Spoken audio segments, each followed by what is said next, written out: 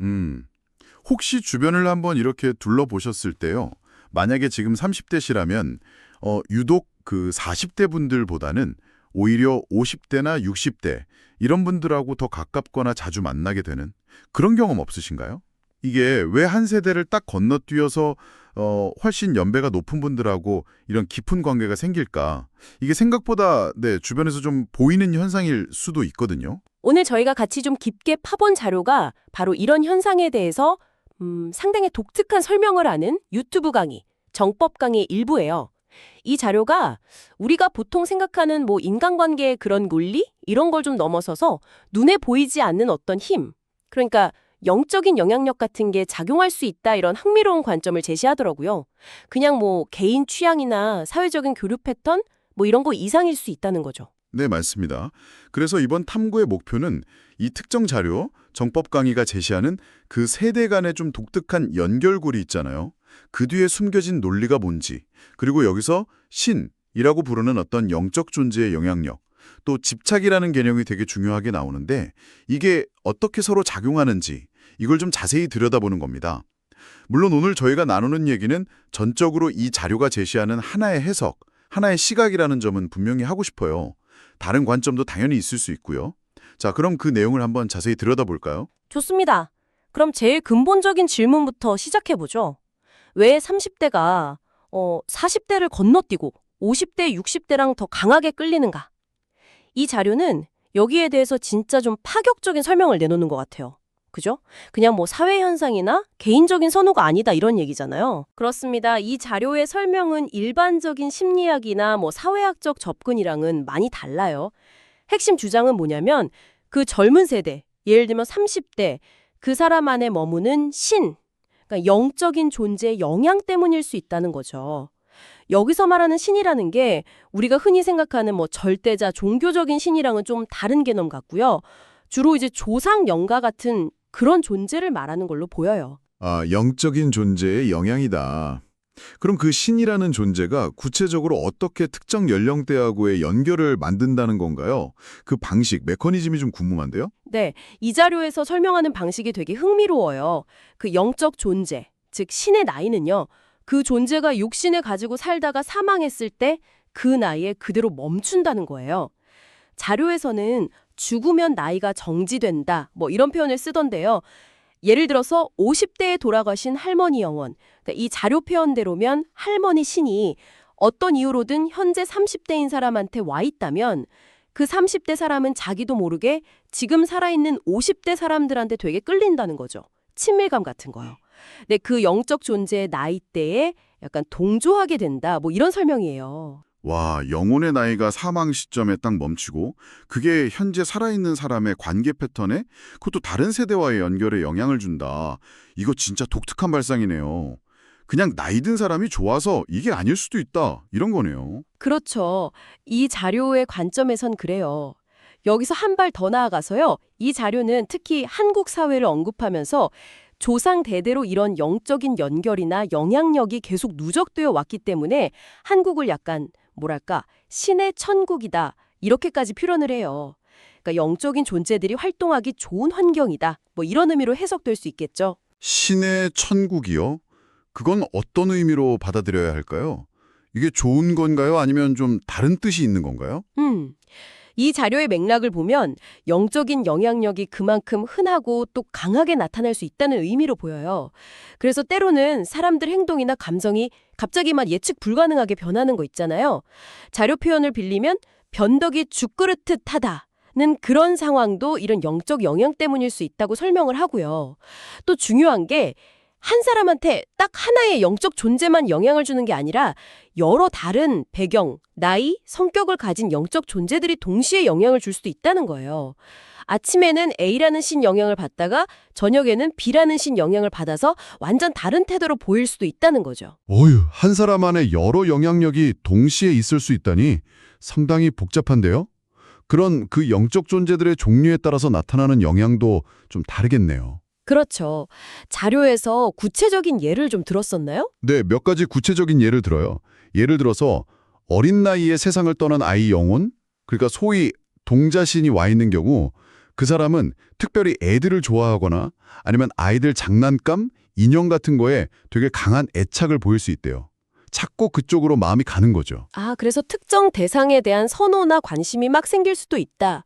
또 다른 예는 없었나요? 아까 잠깐 말했던 할머니신 같은 경우는 자기 실제 나이랑 상관없이 연배 높은 어르신들하고 자연스럽게 어울리고 그분들을 편하게 느끼는 경향이 있고요. 또 다른 예로는 되게 성격이 강했거나 고집이 셌던 조상이 있잖아요. 예를 들면 신장이라고 부르는 장군신이나 할배라고 하는 할아버지 신, 이런 존재가 영향을 주면 그 사람 성격이 평소보다 훨씬 강해지거나 막 엄청난 고집을 부리게 될 수 있다고 해요. 자료에서는 뭐 매고집 플러스 할배고집 이런 식으로 아주 강한 고집이라고 표현하기도 하고요. 성격적인 면 말고도 다른 영향도 있다고 들었어요. 특히 신체적인 증상으로 나타날 수 있다는 얘기가 저는 좀 충격적이던데요. 네, 그 부분이 이 자료 설명 중에서도 상당히 구체적이고 좀 주목할 만한 부분이에요. 그 영적 존재가 자기가 살아있을 때 겪었던 신체적인 고통이나 특성, 이걸 현재 사람한테 유사하게 유발할 수 있다는 거예요. 예를 들어서 생전에 이가 안 좋아서 고생하다가 결국 이가 빠졌던 할머니신의 영향을 받으면 그 영향을 받는 사람은 특별한 치과 문제가 없는데도 갑자기 잇몸이 막 약해지거나 심하면 이가 빠지는 경험까지 할 수 있다고 그렇게 묘사를 해요. 자료에서는 허벌허벌하다가 이빨이 빠지기 시작한다 뭐 이런 식으로 좀 생생하게 표현하죠. 이유 없이 이가 빠진다니. 정말 상상하기 좀 힘든 설명이네요. 다른 부위에 대한 예도 있었죠. 네, 그렇죠. 또 다른 예로 살아있을 때 무릎이나 허리 통증으로 엄청 고생했던 조상의 영혼이 영향을 주면 현재 그 사람은 다치거나 무리한 적이 없는데도 계속 무릎이나 허리에 원인 모른 통증을 느낄 수 있다는 거예요. 근데 여기서 중요한 건 이 자료가 이런 현상을 무슨 악의적인 해코지로 보지는 않는다는 점이에요. 오히려 나 여기 와 있다? 이걸 알리는 일종의 표적, 신호 같은 거고 생전에 풀지 못했던 강한 집착이 그런 식으로 표현되는 거다. 이렇게 강조를 해요. 그러니까 나 아프게 하려는 게 아니라 나 여기 있고 이게 나의 특징이었어. 이렇게 알리는 방식이라는 거죠. 집착이라는 말이 계속 나오네요. 이 자료의 설명책에서는 이게 정말 핵심 키워드인 것 같아요. 그 집착이 정확히 어떤 역할을 하는 걸까요? 네, 정확히 보셨어요. 집착은 이 자료의 논리 구조에서 거의 엔진 같은 거예요. 영적 존재가 이승을 못 떠나고 머무르게 되는 근본적인 이유이면서 동시에 그들이 현재 사람에게 영향을 미치는 힘의 원천이다 이렇게 설명을 하거든요. 특히 생전에 어떤 대상이나 문제에 대해서 가졌던 집착이 강하면 강할수록 그 영혼의 힘, 그러니까 영향력도 같이 엄청 강해진다고 봐요. 집착이 강할수록 영향력도 강해진다. 구체적인 예가 혹시 있을까요? 가장 대표적인 예로 드는 게 자식에 대한 부모의 집착이에요. 만약에 부모가 자식에 대한 아주 강한 걱정이나 미련, 즉 집착을 가지고 세상을 떠났다면 그 영혼은 자식 곁에 머물면서 아주 강력한 영향을 미칠 수 있다는 거죠. 이 자료에 따르면 그 집착의 힘이 너무 세서 때로는 전문적인 무당, 샤먼이나 심지어 산신 같은 더 높은 차원의 존재조차도 그 강력한 집착의 고리를 쉽게 끊어내거나 달래기가 진짜 어렵다고 해요. 이걸 고집센 집착 혹은 집착 고집 이렇게 표현하면서 어떤 외부적인 방법으로도 잘 해결 안 되는 아주 뿌리 깊은 힘으로 묘사하죠. 와, 자식에 대한 부모 마음이 그 정도 힘을 가질 수 있다는 설명은 정말 강렬하네요. 그렇다면 이렇게 강력한 영적 존재나 그 영향력에 대해서 우리는 그럼 어떻게 대처해야 한다고 이 자료는 얘기하나요? 무조건 싸우거나 쫓아내려고 하는 게 답은 아닐 것 같은데. 맞아요. 이 자료는 그런 강제적인 방식, 예를 들어서 무조건 띄어내려고 하거나 쫓아내려는 시도, 이런 건 올바른 해결책이 아니라고 딱 선을 그어요. 떼내버리는 게 아니야, 이렇게 강조를 하죠. 왜냐하면 그들이 온 데는 반드시 이유가 있고 그 이유를 무시하고 힘으로만 누르려고 하면 근본적인 해결이 안 된다는 거예요.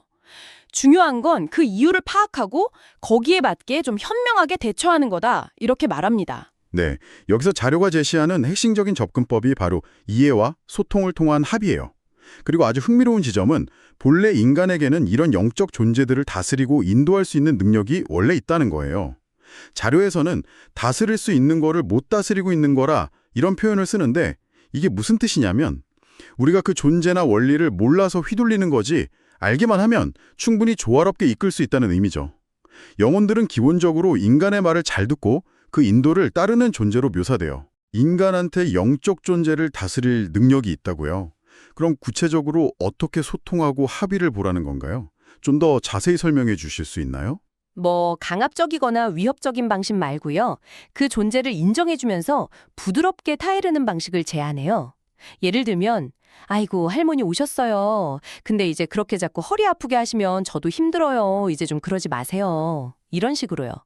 마치 살아있는 어른한테 말하듯이 그 존재를 인지해주고 현재 내 삶에 부정적인 영향을 주지 않도록 조율하고 합의를 시도하라는 거죠. 그 존재 자체를 부정하는 게 아니라 그 영향력이 나타나는 방식을 조절하는 데 초점을 맞추는 거예요. 알아주고, 인정하고, 대화하고, 합의한다. 네, 상당히 새로운 접근법이네요. 근데 보통 이런 문제에 대해서 사람들이 떠올리는 게 굿 같은 거잖아요. 그런 전통적인 의례에 대해서는 이 자료가 좀 다른 시각을 갖고 있는 것 같던데요. 네, 그 점에 대해서는 상당히 비판적인 입장을 보여요. 자료는 국 같은 의례에 자꾸 의존하는 걸 마치 우는 아이한테 달랠 때마다 사탕 주는 거에 비유해요. 당장은 문제가 해결되는 것 같아 보일 수 있지만 근본적인 원인, 그러니까 영혼의 집착은 그대로 남아있기 때문에 결국 요구와 의존의 악순환만 반복될 뿐이라는 거죠. 자료에서는 자꾸 굿을 해주면 거기에 길이 들어서 더 큰 걸 바란다 뭐 이런 식으로 설명하더라고요. 그러니까 일시적인 위안은 될 수 있어도 영혼이 진짜 평안을 찾는 데는 도움이 안 된다 이런 시각이에요. 그럼 진짜 해결책은 뭐라고 제시하는 건가요? 굿이 아니라면요. 진짜 해결은 강제로 없애는 게 아니라 그 영적 존재가 왜 그런 집착을 갖게 됐는지 그 배경을 이해하고 그 집착을 스스로 내려놓고 평안을 찾도록 돕는 것. 즉, 이 자료의 용어로는 해탈시키는 것에 있다고 말해요. 그리고 그 과정에서 인간이 주체적인 역할을 해서 그들을 바르게 인도해야 한다고 강조하고요. 심지어 인간이 그 영혼의 스승이 되어줄 수 있다는 관점까지 제시하죠. 결국 이게 모르고 당하면 고통인데 알고 이해하고 잘 다스리면 오히려 나에게 힘이 될 수도 있다. 뭐 이런 이야기로 들리네요. 정확합니다. 결론적으로 이 자료는 우리가 감지하던 못하던 이런 보이지 않는 영향을 무조건 두려워하거나 적대시할 게 아니라 그 존재의 이유와 작동 원리를 알므로써 이해하고 조화롭게 지내는 방법을 찾으면 오히려 그 영적인 힘이나 에너지를 긍정적으로 활용해서 남들보다 더 나은 삶, 자료 표현을 빌리자면 넘보다 월등한 우수한 삶을 살아갈 수도 있다고 제안하는 거죠. 모를 때는 끌려다니지만 알물 통해서 주체적으로 다스릴 수 있게 되면 오히려 강력한 조력자가 될 수도 있다. 상당히 파격적인 가능성을 제시하는 거예요. 네, 오늘 저희가 함께 깊이 탐구해본 이 정법 강의 자료는 30대가 50, 60대와 특별히 강한 유대를 맺는 현상에 대한 설명을 시작으로 해서 보이지 않는 영적 존재의 영향, 그리고 그 핵심 동력이 집착이라는 것, 그게 또 신체적인 증상으로 나타나는 방식, 그리고 강제적인 제거가 아니라 이해와 합의를 통해서 상호작용해야 한다는 방법까지 정말 우리가 평소에는 잘 생각하지 못했던 아주 독특하고 구체적인 세계관을 보여준 것 같습니다. 네, 그렇죠. 오늘 살펴본 이 자료의 관점이 혹시 듣고 계신 당신이 개인적으로 경험하고 있는 어떤 설명하기 힘든 강렬한 인간관계 패턴이라든지 혹은 나는 왜 이럴까 싶을 정도로 잘 안 바뀌는 성격적인 특징이나 습관 아니면 때때로 이유 없이 찾아오는 신체적인 불편함이나 감각 같은 거 있잖아요. 이런 것들을 이해하는 데 있어서 뭔가 전혀 새로운 렌즈 또 다른 해석의 틀을 제공할 가능성도 있지 않을까요? 물론 이건 전적으로 오늘 저희가 다룬 자료 속의 아이디어에 국한된 질문입니다. 뭐 이 설명이 유일하다거나 절대적인 진리다 이런 건 아니고요. 그냥 이런 시각도 있다는 걸 이해하는 차원인 거죠. 마지막으로 이런 질문을 한번 던져볼 수 있을 것 같아요. 이 자료는 보이지 않는 영향력과의 이해와 합의를 통한 조화를 되게 중요하게 강조했잖아요. 우리가 이런 영적인 해석을 개인적으로 받아들이든 아니든 간에 우리 내면 깊숙이 자리 잡고 있어서 때로는 우리 자신을 힘들게 하기도 하는 어떤 강한 패턴이나 고집스러운 성향 혹은 떨쳐내기 어려운 감정이나 생각들. 이 자료에서는 이걸 신이나 조상의 집착이라는 틀로 설명했지만요. 이런 내면의 무언가의 존재를 먼저 인지하고 그것과 마치 대화하듯이 합의나 조율을 시도한다는 것. 이게 현실적으로 어떤 의미를 가질 수 있을까요? 내 안에 가장 다루기 힘든 부분과 막 싸우기보다 그것의 목소리를 들어주고 이해하려는 시도 자체가 우리 삶에 어떤 변화를 가져올 수 있을지 한 번쯤 생각해 보시는 것도 흥미로운 탐구가 될 것 같습니다.